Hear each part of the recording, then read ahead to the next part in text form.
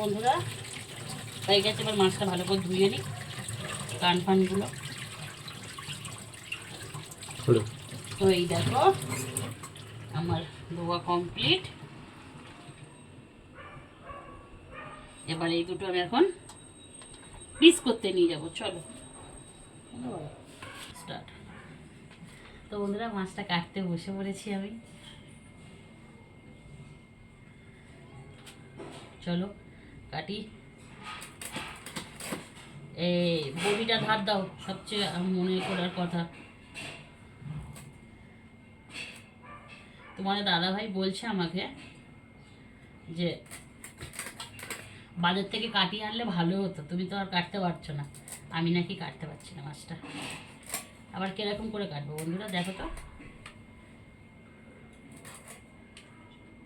আমারও তো ইচ্ছা হয় যদি আমাদের যেহেতু ঘর বাড়িগুলো অনেক ছোটো ছোটো, একটু বড় বড় হতো না, আমি সব নিজে হাতে কেটে কুটি করতে।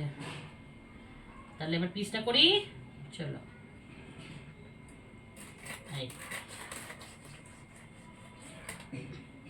মা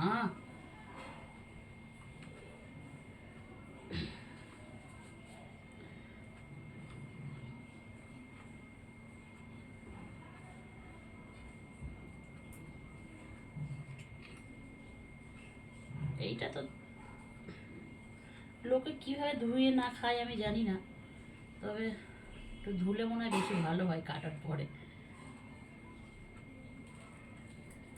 আমার বডিটা আসলে ধার কমে গেছে। কদিন আগে আমি মাংস কেটেছি, কালভেট মাংস,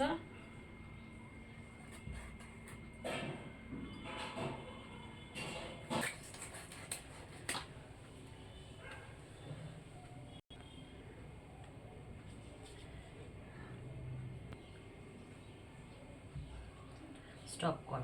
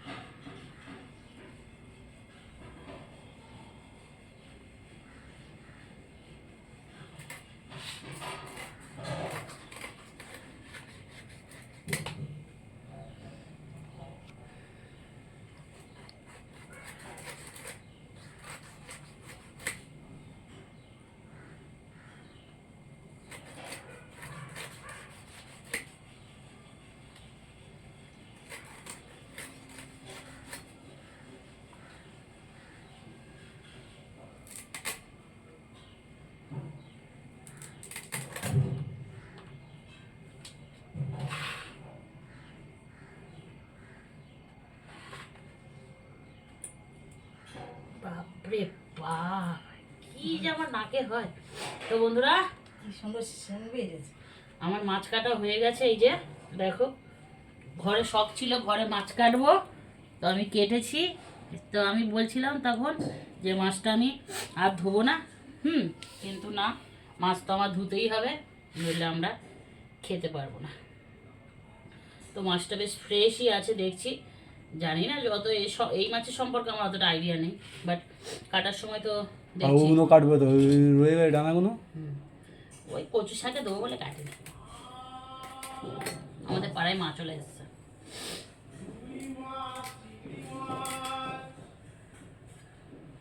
ইলিশ মাছের মাথা তো কচু শাকে দেবো, ওই জন্য ভাবলাম ওইগুলো আর কাটবো না। একটা দেবো আর একটা তরকারি করবো।